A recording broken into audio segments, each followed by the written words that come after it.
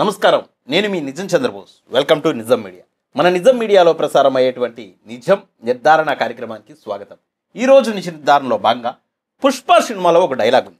ఆ original dialogue ఏంటంటే, ఆ బిడ్డ ఒంటి మీద ఒక్క చిన్న గీత పడ్డా గంగమ్మ తల్లి జాతరలో వేటను నరికినట్టు రప్ప రప్ప రప్ప నరుకుతా ఒక్కొక్కడిని. ఇది ఒరిజినల్ డైలాగ్. అయితే ఇప్పుడు రాజకీయ నాయకుల్లో ఏ పార్టీకి సంబంధించినటువంటి నాయకుడు నోట విన్నా రప్ప రప్ప రప్ప అనే డైలాగ్ వినపడుతుంది. అసలు ఈ రప్ప రప్ప కారణం ఏంటి?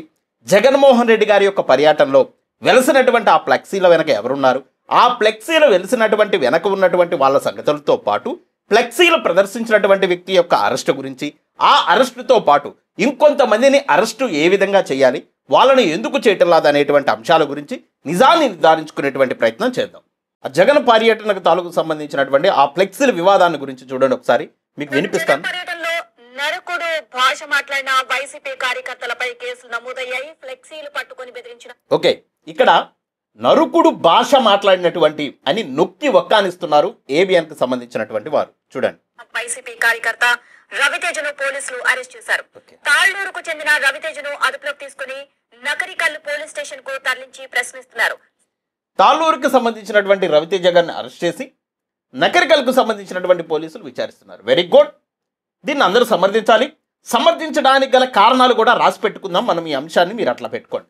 ఓకే, ఫ్లెక్సీ పట్టుకున్నాడని, నరుకుడుకు సంబంధించినటువంటి మాటలు మాట్లాడారని, ఓకే నేను ఆ మాటలు వినలాదు, ఫ్లెక్స్ అయితే చూశాను, అరెస్ట్ చేశారు కదా, వైసీపీ కార్యకర్తల మీద కేసులు పెట్టారంటున్నారు కదా, ఓకే అతను టీడీపీ కార్యకర్త అని, దానికి సంబంధించినటువంటి ప్రూఫ్స్ను కూడా చూపిస్తున్నారు, సభ్యత్వం కూడా ఉంది. అయినా వైసీపీ కార్యకర్తని మీరు అంటున్నారు, ఓకే దాన్ని కూడా నేను సమర్థిస్తాను. అయితే ఇక్కడ వాళ్ళని అరెస్ట్ చేశారు కదా, దాన్ని ప్రజలందరూ కూడా ఒప్పుకోవాలంటే కొంతమంది మీ పార్టీలకి, మీ కూటములకు సంబంధించినటువంటి నేతలు చేసినటువంటి వ్యాఖ్యలు నేను వినిపిస్తాను.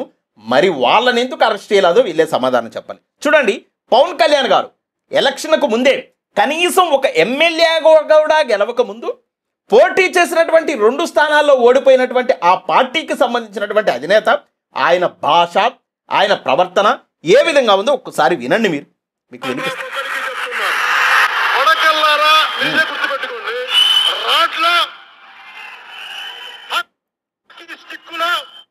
వైసీపీ నా కొడకల్లారా, ఆ మాట నాకు అంటానికి కూడా బాధగా ఉంది. ఒక్కొక్కడు గుర్తుపెట్టుకోండి, రాడ్లా, ఏది ఇనప రాడ్లా, హాకీ స్టిక్లా,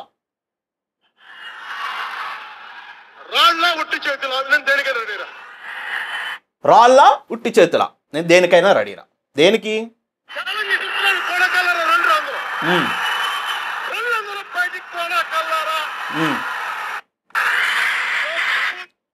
ఓకే, అర్థమైంది కదా. ఇన్నిసార్లు పదే పదే ఉచ్చరిస్తూ, కొడుకల్లారా అనేటువంటి ఆ పదాన్ని పదే పదే ఉచ్చరిస్తూ ఆయన ఊగిపోతూ మాట్లాడేస్తున్నాడు. రాడ్లతోటి, హాకీ స్టిక్కులతోటి కొట్టేసుకుందాం రండి అంటున్నాడు. మరి శాంతి భద్రతలకు విఘాతం కలిగించేటువంటి విధంగా ఆ రోజు మాట్లాడినటువంటి ఆ వ్యక్తిని ఎందుకు జగన్మోహన్ రెడ్డి గారి యొక్క ప్రభుత్వం అరెస్ట్ చేసి లోపల పడేయలేదు? ఓహో, బహుశా జగన్మోహన్ రెడ్డి గారు, వైఎస్ఆర్ కాంగ్రెస్ పార్టీకి సంబంధించినటువంటి ఆ ప్రభుత్వము ఆ రోజున చేతగాని ప్రభుత్వం లాగా ఉండిపోయింది కాబట్టి మరి ఈరోజు ఫ్లెక్సీలు పట్టుకున్నందుకే అరెస్ట్ చేసి లోపల పడేస్తున్నారు. మరి పవన్ కళ్యాణ్ గారు అంత బహిరంగంగా అనేక సందర్భాల్లో ఆ వ్యాఖ్యలు చేసినా ఆయన్ని అరెస్ట్ చేయలేదు. మరి ఈ రోజున కూటమి ప్రభుత్వానికి అవి కనపట్టలేదా? అవి గుర్తుకు రావటం లేదా? పవన్ కళ్యాణ్ గారు కూడా ఈ రోజున ప్రతివ్రతలాగా అసలు మంచి మంచి మాటలతో ఆయన పోస్టులు చేస్తూ ట్వీట్లు చేస్తున్నాడు. మరి పవన్ కళ్యాణ్ గారు ఒక్కసారి గతంలో మీరు చేసినటువంటి వ్యాఖ్యలు మీరు గుర్తు చేసుకోండి. నేను అంటున్న కూటమి ప్రభుత్వాన్ని, చంద్రబాబు నాయుడు గారిని, ఒక సామాన్య కార్యకర్తకి, మీ పార్టీకి సంబంధించినటువంటి సామాన్య కార్యకర్త ఒక ప్లకార్డు పట్టుకుంటేనో, ఒక ఫ్లెక్సీ పట్టుకుంటేనేమో అరెస్ట్ చేసి లోపల పడేస్తారా? మరి పవన్ కళ్యాణ్ గారు అరెస్ట్ చేయండి, లోపల పడేయండి, విచారణ జరపండి. జరపలేరా అంటే మీకు ఒక చట్టాలు ఉన్నాయా ఆంధ్రప్రదేశ్ రాష్ట్రంలో? మా పేద వర్గాలకు సంబంధించినటువంటి సామాన్య కార్యకర్తలకు ఒక చట్టాలు ఉన్నాయా? చూడండి, ఆంధ్రప్రదేశ్కు సంబంధించినటువంటి ప్రజలు కూడా ఒకసారి ఇవన్నీ గమనించుకోండి. ఇక బుచ్చన్న చాలా సీనియర్ లీడర్ టీడీపీలో, ఆయన ఏం మాట్లాడుతున్నాడు చూడండి. తప్పుడు ప్రోత్సాహం చేస్తూ నక్సలైట్లుగా మార్పని చెబుతున్నా నీకు జీవించే హక్కు ఉందా అని ప్రశ్నిస్తా ఉన్నాం. ఎవరు? జగన్మోహన్ రెడ్డి గారు ఎవరిని మారమన్నారు నక్సలైట్లుగా? అసలు అన్న ఒక వ్యాఖ్య చేసేటప్పుడు, ఒక మాట మాట్లాడేటప్పుడు కనీసం మీ వయసును దృష్టిలో పెట్టుకున్నా మాట్లాడండి. నిస్సిగ్గుగా నిర్లజ్జగా పచ్చి పచ్చి అబద్ధాలు రెచ్చిపోయి ఎలా మాట్లాడతారు నాకు అర్థం కావటం లేదు. ఎవరు ఓకే జగన్మోహన్ రెడ్డి గారు ఆ మాటలంటే మనం కూడా మాట్లాడదాం. అనుకోకుండా ఎందుకు అలా మాట్లాడుతున్నారు? వయస్సును కూడా మర్చిపోయి ఏంటో నాకు అర్థం కాదు. ఇలాంటి వాళ్ళు సంఘ విద్రోహ శక్తులుగా మారుతున్నారు. ఓకే, ప్రజాస్వామ్యవాదులకి భంగం కలిగించే విధానంలో నువ్వు వెళ్తున్నావు. నీకు తగిన గుణపాఠం చెప్పాల్సిన పరిస్థితి ఆసనమైందని మనం చేస్తా ఉన్నాం. ఇక్కడ మీరు గమనించండి, మరి ఆ వ్యాఖ్యలు చేసినటువంటి పవన్ కళ్యాణ్ గారు నానండి ఆ మాటలు. పవన్ కళ్యాణ్ గారు రాడ్లు తీసుకొని రండి, స్టిక్కులు తీసుకొని రండి, కొట్టేసుకుందాము రాళ్లతోట ఉట్టి చేతులతో అన్నాడు కదా. అనలేరా? ఎందుకు అనలేకపోతున్నారు? భయమా? నాకేం అర్థం కావటం లేదు. నేను అంటున్నా నీ తలనరకొచ్చు కదా ప్రజాస్వామ్యానికి. ఏంటన్నా ఈ మాటలు? ఒక గౌరవప్రదమైనటువంటి ఎమ్మెల్యే స్థానంలో ఉండి చాలా రాజకీయ అనుభవం ఉండబడినటువంటి వ్యక్తి మీరు, చాలా సీనియర్ పొలిటీషియన్. అలాంటి వ్యక్తి మీరు ఒక మాజీ ముఖ్యమంత్రి యొక్క తలనే నరికేస్తామంటుంటే సామాన్య ప్రజలు ఈ రాష్ట్రంలో ఎలా బతకాలి? సామాన్య ప్రజలకు అసలు చట్టాలు వర్తిస్తాయా? సామాన్య ప్రజలు బిక్కుమంటూ భయభ్రాంతులతోటి బతకమని మీరు చెప్తున్నట్టుగా అర్థమవుతుంది. ఒక మాజీ ముఖ్యమంత్రి యొక్క కొడుకు, ఒక మాజీ ముఖ్యమంత్రిగా పనిచేసినటువంటి జగన్మోహన్ రెడ్డి గారు, ఒక వైఎస్ఆర్ కాంగ్రెస్ పార్టీ అనే ఒక పార్టీకి అధినేత అయినటువంటి ఆయన్నే నరికేస్తామంటుంటే, ఆయన తలనే నరికేస్తామంటుంటే, ఆయనకే జీవించే హక్కు లేదు అని అంటుంటే ఇక సామాన్య ప్రజల పరిస్థితి ఏంటి? ఒకసారి ఇలాంటి వ్యాఖ్యలు చేసినటువంటి బుచ్చానని ఎందుకు అరెస్ట్ చేయరు? నాకు అర్థం కావటం లేదు. భారతదేశంలో ఉన్న రాజ్యాంగమే ఆంధ్రప్రదేశ్ రాష్ట్రంలో ఉందా? లేకపోతే దళితులకు ఒక రాజ్యాంగం, దళితులకు ఒక రాజ్యాంగం, రాజకీయ నాయకులకు ఒక రాజ్యాంగం, సామాన్య కార్యకర్తలకు ఒక రాజ్యాంగం, ధనికులకు ఒక రాజ్యాంగం, పేదలకు ఒక రాజ్యాంగం, కులానికి ఒక రాజ్యాంగం నడుస్తుందా ఆంధ్రప్రదేశ్ రాష్ట్రంలో? బాబాసాహెబ్ అంబేద్కర్ గారు రాసినటువంటి రాజ్యాంగమే నడుస్తుందా? లేదా మీ ఇష్టం వచ్చినప్పుడు మీ ఇష్టానుసారంగా మీ ఇష్టం వచ్చినటువంటి సందర్భంలో మీకు అనుకూలంగా మార్చుకునేటువంటి రాజ్యాంగాలు నడుస్తున్నాయా? బుజ్జన్న సమాధానం చెప్పాలి కదా మీరు. ఇక రేణుకా చౌదరమ్మ, ఆవిడని గౌరవ ప్రధాని నరేంద్ర మోడీ గారు ఒక శూర్పణఖ గారితోటి పోల్చిన, అలాగే ఆవిడ సోడా లేకోకుండా నేను ముందు తాగుతాను, నేను సారా తాగుతానని చెప్పినా దానికి సంబంధించినటువంటి వీడియోలు ఉన్నా, కానీ ఒక నిజం చంద్రబోస్గా నాకు స్త్రీలంటే అమితమైనటువంటి గౌరవం కలిగినటువంటి వ్యక్తిగా నేను మాత్రం ఆవిడని అమ్మనే పిలుస్తాను. రేణుకా చౌదరమ్మ కొన్ని వ్యాఖ్యలు చేసింది ఏబిఎన్లోనే. దానికి సంబంధించి ఒక ఛానల్లో వచ్చినటువంటి ఏబిఎన్లో మీరు చూసుకోవచ్చు కావాలంటే. వెంకటకృష్ణ గారు డిబేట్ పెట్టి ఆవిడ చేత మాట్లాడించారు. ఒకసారి చూడండి. ఆవిడ జగన్ పై టీజీ కాంగ్రెస్ ఎంపీ రేణుకా చౌదరి అనుచిత వ్యాఖ్యలు చేశారు. మీరు పుట్టిందే దౌర్భాగ్యం, పుట్టిన 2వ నిమిషంలోనే విజయమ్మ వాడి గొంతు నొక్కేస్తుంటే పీడ పోయిండేది అని ఓటీవీ చర్చల్లో. ఓటీవీ అంటే అది ఏబిఎన్.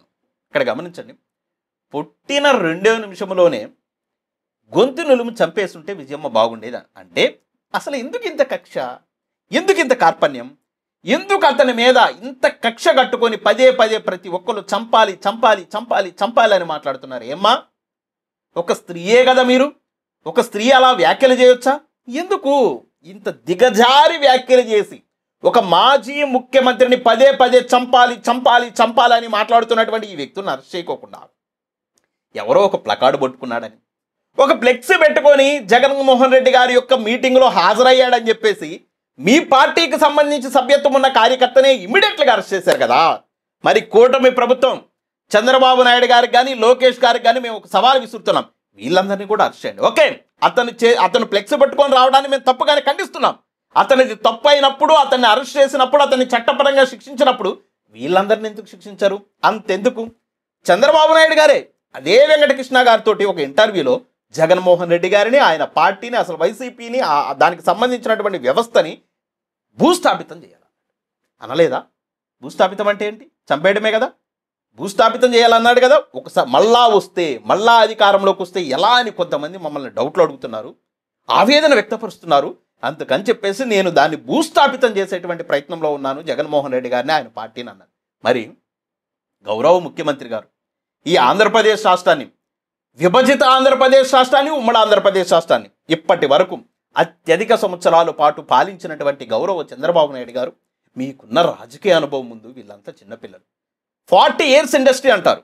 మరి అంత రాజకీయ అనుభవం కలిగినటువంటి మీరు ఒక ప్రతిపక్ష పార్టీకి సంబంధించినటువంటి వ్యక్తిని, ఒక మాజీ ముఖ్యమంత్రిని భూస్థాపితం చేస్తామని మీరు మాట్లాడొచ్చా? మరి చంద్రబాబు నాయుడు గారికి ఇక్కడ ఎందుకు వర్తించదా చట్టం? చంద్రబాబు నాయుడు గారిని ఎందుకు అరెస్ట్ చేయరు? మరి ఈ విధంగా ఇన్ని వ్యాఖ్యలు చేసినటువంటి ఈ వ్యక్తులందరినీ వదిలిపెట్టి ఒక సామాన్య పేద కార్యకర్తలు ఫ్లెక్సీలు పట్టుకొని వస్తే అరెస్ట్ చేస్తారా అంటే ఇక్కడ క్లియర్ కట్టుగా ఆంధ్రప్రదేశ్ రాష్ట్రంలో ఒకటి నడుస్తుంది. సామాన్య ప్రజలకు ఒక రకమైనటువంటి చట్టాలు, మీకు మాత్రం ఒక రకమైనటువంటి చట్టాలు. అలా కాదు, మేము న్యాయబద్ధంగా ఉన్నాము, చట్టబద్ధంగా ఉన్నాము, రాజ్యాంగం ప్రకారమే మా ఆంధ్రప్రదేశ్ రాష్ట్రంలో పరిపాలన కొనసాగిస్తున్నామని చంద్రబాబు నాయుడు గారు చెప్పదలుచుకుంటే ఈ వ్యాఖ్యలు చేసినటువంటి వాళ్ళందరినీ 100% మీరు అరెస్ట్ చేయాలి. ఆయన పట్టుకుంది ఫ్లెక్సీనే, కానీ వీళ్ళందరూ కర్కశంగా వ్యాఖ్యలు చేశారు. ఈ కర్కశంగా వ్యాఖ్యలు చేసినటువంటి ప్రతి వ్యక్తిని కూడా అరెస్ట్ చేసి విచారణ జరిపించి వాళ్ళకి రాజ్యాంగబద్ధంగా శిక్ష పడే విధంగా చేస్తేనే మీ మీద నమ్మకం వస్తుందని అదే సందర్భంలో మా నిజం మీడియా తరపున ఒక విజ్ఞప్తి చేస్తున్నాం. ప్రజలకు కూడా ఒక అంశాన్ని తెలియజేస్తున్నాం. ఈ అంశం పట్ల క్లారిటీని తెలుసుకోండి. ప్రజలు కూడా చట్టాలు ఆంధ్రప్రదేశ్ రాష్ట్రంలో ఏ విధంగా రాజకీయ నాయకులకు చుట్టాలైనయో అర్థం చేసుకోవాలని చెప్పేసి విజ్ఞప్తి చేస్తూ ఉన్నాం. ఆ నిజం మీడియా ఎవరికి అనుకూలమైనటువంటి మీడియా కాదు, అదే సందర్భంలో ఎవరికి వ్యతిరేకమైనటువంటి మీడియా కూడా కాదు. ప్రతి సందర్భంలో ఉన్నది ఉన్నట్టుగా నిజాన్ని నిర్భయంగా చెప్పడమే మా యొక్క లక్ష్యం. కాబట్టి మా వీడియోస్ కనుక మీకు నచ్చితే లైక్ చేయండి, షేర్ చేయండి, మన ఛానల్ సబ్స్క్రైబ్ చేసుకోండి.